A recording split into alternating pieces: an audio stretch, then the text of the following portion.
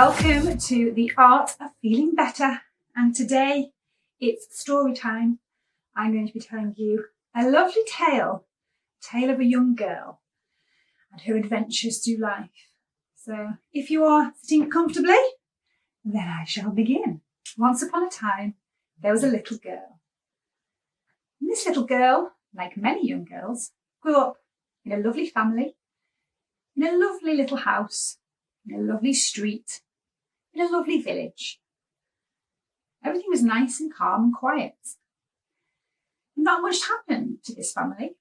They went through life as families do, with their jobs and their household duties and their roles as parents and daughters and sons and friends, having experiences and learning along the way. Now this young girl, as all young children do, learned her place in life and learned how to behave in a social unit by watching those around her. And she learned how to form attachments with the people around her, with her caregivers, looking for clues and watching for cues on how to behave and how to deal with situations as they arrived. As part of the learning process of life, this little girl adapted and reacted to all of the environmental things around her as they came up, and she had her little young girl adventures. She learned how to build relationships with friends. She learned how to navigate school. She learned how to get along with her brother most of the time. And she learned the roles and responsibilities of parents, of caregivers, of family members, of teachers, of friends, and of all of those around her in the community. And she watched quietly, and she learned carefully. Little did she know at the time, something that would become very apparent when she was much, much older, that this young girl had a little bit of a gift. She was very, very highly sensitive and highly attuned to the emotional environment in which she lived. She didn't know at the time that not everybody felt things this strongly. She just assumed that it was the same for everybody. But she felt in the atmosphere, in any space that she was in, what was going on for the people in the room with her. She felt things very strongly when there was anger, when there was sadness, when somebody else was upset or worried. At the same time, she felt deeply when people were excited, happy, overjoyed, and at peace. And this was the tool that this little girl began to use through her life to navigate the ups and downs, the challenges, the highs, the lows, understanding what people weren't saying and taking her cues from the environment and the feelings around her. Now, as life went on and this little girl began to grow up, as all little girls do, some of the experiences began to be a little bit more challenging. After all, that is how we grow up. We learn to deal with different situations. Now, one of the biggest challenges for this little girl was when people's words and actions didn't match up. Because she'd become so good at reading things like body language and energy and atmosphere, it sometimes was really confusing when people said things that didn't match up with what they were projecting out. And this led to a lot of confusion and a difficult time in processing what people actually felt compared to what they actually said. Later in life, it would become really obvious and really apparent why this was happening. And it would also become really obvious and apparent that this gift really was a gift, as long as it was understood and used and harnessed properly. Because if it wasn't, it was likely to lead to a lot of misadventure and some really difficult times. Now, in this perfect, lovely family unit, it was widely understood through the generations that it was good to be seen as being a good family. It was good to be seen as being successful and having all the things that anybody could ever want. It was generally understood that hard work was an important value, and we should all strive to just be a little bit more, do a little bit more, and work a little bit harder so that we could prove our value to other people. And the little girl sat back and watched and learned and began to understand how life worked. That simply just being, just existing, just taking up space wasn't enough. And that you really had to do something pretty spectacular to be able to prove yourself worthy.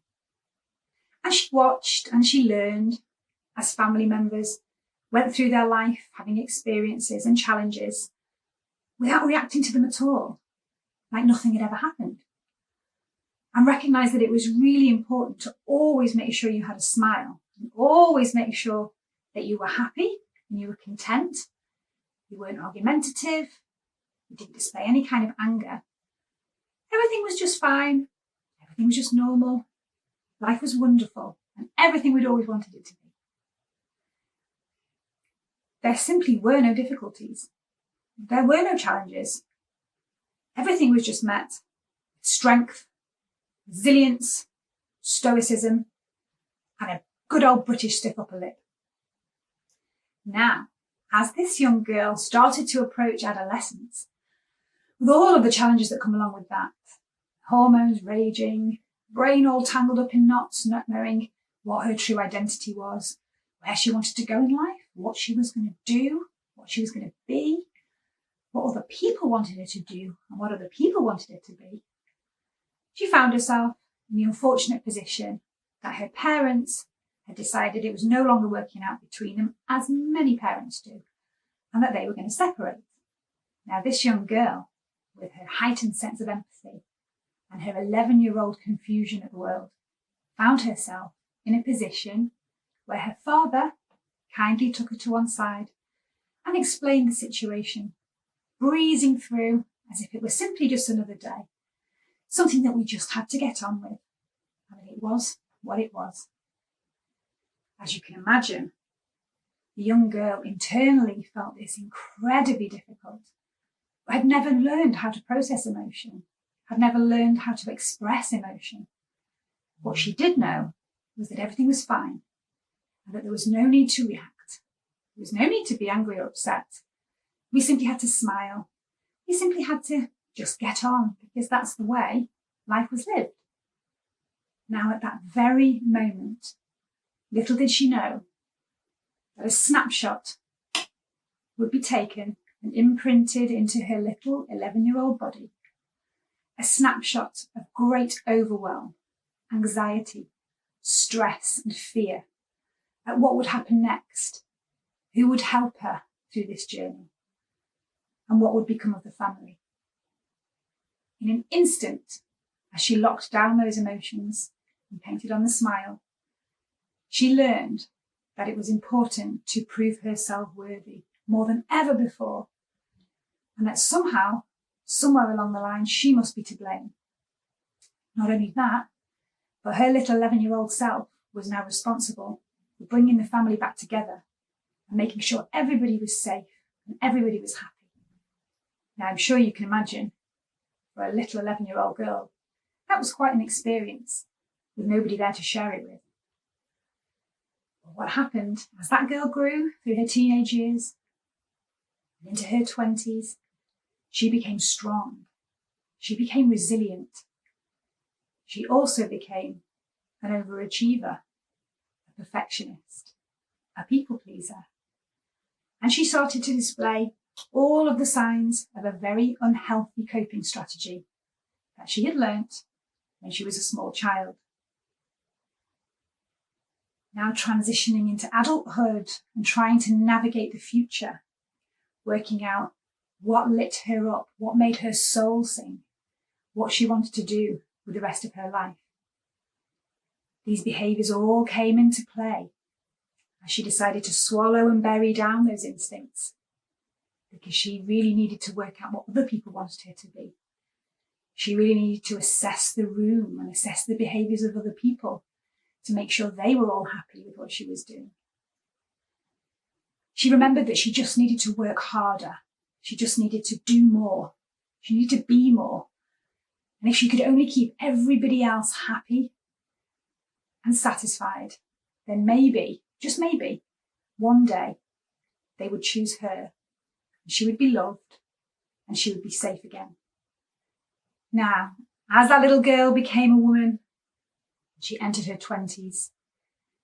It was time to become a mother herself. And she had 4 amazing, beautiful children, determined to raise them with kindness, compassion, with fun, and with the strength that she knew she possessed. She started to look back at her childhood and realised that maybe some of the things that her parents did, some of the things that her parents said, didn't really match up, and that she really wanted to make sure she broke the cycle and didn't start passing some of the more negative things on to her children. So she started to develop her own parenting style with her lovely Prince Charming, who she'd met while she was at school and formed a really strong bond with. Now, of course, her behaviours and her language didn't match up. So this young woman, with her flaming sword and her shield to protect her babies, carried on her mission to work harder, to please everybody, to fix all of the problems so that one day she might be chosen. She might be able to breathe again. She might be able to sit in peace. Now, as this young woman, this mother, began to learn and grow and forge her own path through life, she started to experience some really uncomfortable symptoms within her body. She began to feel pain. She began to feel anxiety. She couldn't work out where it was coming from because her life was so perfect and everything was great, just as it always should be, just as everybody wanted it to be. One day, a young woman, now in her 30s, found herself in the back of an ambulance, on the way to the hospital, terrified that something bad had happened to her, and terrified that she would be leaving her children behind, wishing she could go back and do things differently. Now, the doctors at the hospital were incredible, and they really helped the young woman. And the message that they gave to her was, you need to slow down. You need to stop. You really need to look after yourself. This is a warning sign for you. It's important to take a rest. But that young woman, who had learned her own ways to navigate life, had other ideas. She thought she could defy the doctors. She simply told them there wasn't time to rest. They didn't understand how important it was. She had to achieve things. She had to do things. She had responsibilities. She couldn't let people down. There were things that needed fixing. There were people that needed fixing. So she went home and she had a day's rest. And then she picked up her flaming sword and out she went back into the fray. No lesson learned. Now I'm sure you can imagine what happened. This woman, now tired, exhausted, depleted and in pain, ended up right where they warned her that she would be, back at the hospital. By now, using medication to try and mask the pain so that she could get through her busy, stressful, crazy days. But everything was fine. Just look at that social media. Look at how well business is going. This woman has it all. She's a mother of 4. She's married and loves her husband. She has several businesses. She is winning at life. But of course, as I'm sure you can imagine, the tale doesn't end there. There was only so long this woman could go on behaving in the way that she had been taught to do, before things started to become unravelled and she was forced to do exactly what she'd been told to do. Take a break. And as she finally came to the conclusions that that's what she needed all along, to be able to rest, to be able to choose herself, to be able to work out what it was that she needed and put those things first for once, there began an epic hero's quest of rediscovery, of digging deep and weeding out some of those roots right from the very beginning in that lovely house, in that lovely street, with that lovely family where nothing ever went wrong. And understanding that life is like learning to surf. There are always going to be challenges. There are always going to be highs. There are going to be lows. There are times to feel comfortable, and there are times that you need to feel uncomfortable.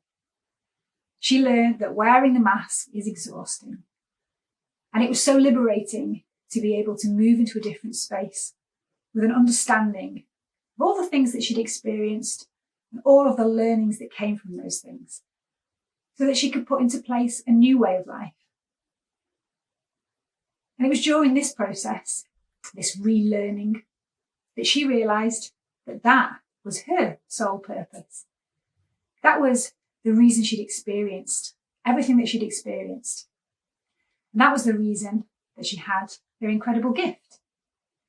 The ability to understand and empathise with human beings, whatever their background, whatever their story, whatever their experience. The ability to be in a room and to sense the emotions and the feelings of the people there really became a true gift, and one that could be used to help people. But she could only do that when she realised that she had to put down her flaming sword for a moment and pick up her shield. She had to build in her protection and make sure that she had super strong boundaries and the space to be able to ground, to find her own peace, to experience the things that light her up, bring her joy, fill up her fuel tank, so that when the timing is right, she can pick up that flaming sword and she can use her gifts and she can bring her wisdom back to her community and share the things that she's learned. Now that young woman is a slightly older woman with a little more wisdom, a little more peace, and a little more purpose. And who knows where that adventure will take her? Maybe if you stay tuned, you'll find out. I don't know if you caught it, but right, it's me. It's me. It's my story. I thought it might be a bit more fun if I made it a little bit more interesting, like a story. So I hope me sharing some of my experiences might resonate with a few out there and might just inspire you to think a little bit differently and start to look at weeding out some of the things from your own past experiences that might be shaping the way you think, you feel, and you behave. Because you really have that open door, that blank piece of paper that you can start to rewrite your story with, but you really can't do it until you have reflected and you've wound back to what's made you who you are today. And if some of those things are not serving you and that are providing harmful and toxic things in your life, what better time than to weed them out and get rid of them so that you can get onto that hero's quest and really live your true soul purpose. That's why we're all here. So my job as the suburban shaman is to do this work, to do the shadow work, to do the deep, uncomfortable stuff in my own life, and to bring out some tools and to learn from other people and to work with other people, to share their stories and experiences, and to create this space where we have a set of tools and a set of wisdom from around the world for how people have been through their journey and supported themselves into feeling better. Because what way to change the world than by each person playing their part in sharing something to help the next? It's literally how we do it. Now, in case you're wondering, there's some characters in that story, backstories for those characters I'll be bringing you at certain points. So there's 4 lovely children and I have 4 lovely adults, and I have them lined up as guest speakers at some point. So I'd really love you to meet my wolf pack, my kids, my husband. They all have stories to share and we all have stories that we share together. So I'm hoping that in itself will be some interesting conversations that we can bring to you as a family. And I'd really like to have those deep, rich conversations with the kids around my experiences and how I began to parent in their early years and some of the things that they learned and picked up on through my parenting style, and how we've now started to have some conversations around, exactly what I just shared with you, why I do some of the things that I do, which bits are good, which bits are gifts, which bits not so good. And that's how we shift the cycles again, and that's how we create future parents who do things differently again, rather than carrying on the same patterns. It's all about communication and finding ways to manage the feelings, feel some feelings when they come up when you're having this kind of communication. So you'll meet those very soon. And you'll also meet some of the other characters, which I haven't gone into detail and mentioned, but some characters that I've met along the way, particularly over the last 10 years. Literally like side quest plot twists, some incredible, amazing people from all over the world. And I just know I've met them because I need to bring their stories and their wisdom out to you. So, and it's time. We all know that. We all know the world's in an incredible pivot point at the moment, and we're kind of got this tipping point and this sort of imbalance that's started to shift back into something else and new ways of living and new ways of communities working together. So my bit to play, my small part to play, is to do this exact work, to create the spaces and the tools and the frameworks to be able to explore and bring out some of these things that we kept hidden. We keep the mask on, we just put our highlights out on the socials and no one will ever know that we're an imposter, when actually we're all doing the same thing. And if we can just get to the point where we can share that and live authentically, then it just makes everything so much different, and every single person then gets to feel better. And that's what this is all about, right? Trying to support people in the art of feeling better. Now, my plan each time I do a session, and especially each time I have a special guest with us, is to ask some specific questions so that we can build our toolkit together. And one question that I'm going to ask everybody from their perspective is, how can we change the world? We know it's shit. We know the systems are broken. We know it doesn't work to try and fight the system. But we also know that collectively we have a lot of power. It's what we do with that power that makes a difference. So how can we, as little tiny people with no influence, change the world? Well, I'm going to answer my questions first. So my opinion on this one is, we can all find our purpose, our identity, our passion, what lights our soul up, and we can live that truth. When we do that and we align everything up, we then start to play our very small part in the great changes that need to be made. And the more people that we can light the touch papers for that start to do the same thing, the more we collectively build that power. And if we're all working towards the same goal, which is happy, harmonious, peaceful, joyful lives where everybody is valued and respected, and who doesn't want that? Then all those tiny little fireflies that are all lit up will all be marching to the same tune. And that is how you change the world. That is why I do Mindset Mojo. And that is why you have this podcast, so that I can play my part in creating that change. Literally being the change that you want to see in the world. My next question is one piece of advice that will help people feel better. Now, I have some incredible friends that I'm going to be bringing in who will have some really great takeaway tools and really great pieces of advice for you. My advice to you today, and it's something that I resisted for so long. Remember the girl in the story who just refused to take any advice because she was too busy and she knew better? I was told this so many times and I flat out refused. So I recognise that out there's many of you that will be thinking the same. But I hope that you will take this little bit of wisdom just from an expert by experience. And that is the power of the pause. That's what I like to call it in my workshops, the power of the pause. How incredibly powerful it is to take a small pause, to assess, to reflect, to ground, bring yourself back in the room and to fill your tank up. Even if you can have just sort of magic moments in the day, small little 5-minute mindful moments, small pauses, but it's so powerful it will change your life. Now I'm getting used to it, and it's behaviours that are ingrained. Anybody that says they've completed life on expert level and just do as they say is lying. So I'm on this journey right there with you, and I constantly have to remind myself, and I have a good team around me, good network of people that remind me as well, which is great, which is what I need. But you have to pause, you have to, and especially, and listen to this, I'll say it louder for those in the back, especially when you start to feel uncomfortable and under pressure. That's the moment you have a choice to make. And most of the time we want to work harder, faster and more because we get into that trauma drive, that nervous system response. That's the moment when you recognise those feelings. That's the pause. That's when you put the brakes on. It's when you just stop. Even if it's a small pause, it will make all the difference because you will make some different decisions. So the power of the pause, when you can possibly activate that power of the pause, the better. My advice. And then I am going to ask every single person that I speak to their favourite feel-good song, because we're going to do playlists. So I'm going to get a Spotify playlist on the go, The Art of Feeling Better. I'm going to get everybody to add their favourite tunes in. So we've all got a really cool feel-good playlist built by the community for the community. So I'm starting this bad boy off, and my favourite tune is actually one that my husband I already knew the song, like, it's a famous one.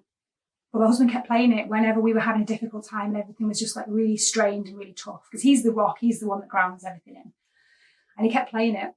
And then we started playing it when we were all kind of collectively doing the housework, the jobs that no one wants to do and everyone's dead aggy about and angry about. It's like this song just was like, everyone's just getting on, doing it and happy, because you cannot help but feel happy when this song is on. So my suggestion is Jackie Wilson, Higher and Higher. And it'll either just make you feel really good or it'll just remind you of Ghostbusters. Either way is good. So we'll get that on and have a bit of a bop next time you're feeling a little bit low. So there you go. I'm going to sign out now for this particular session, and you can join me next time for the next episode of The Art of Feeling Better.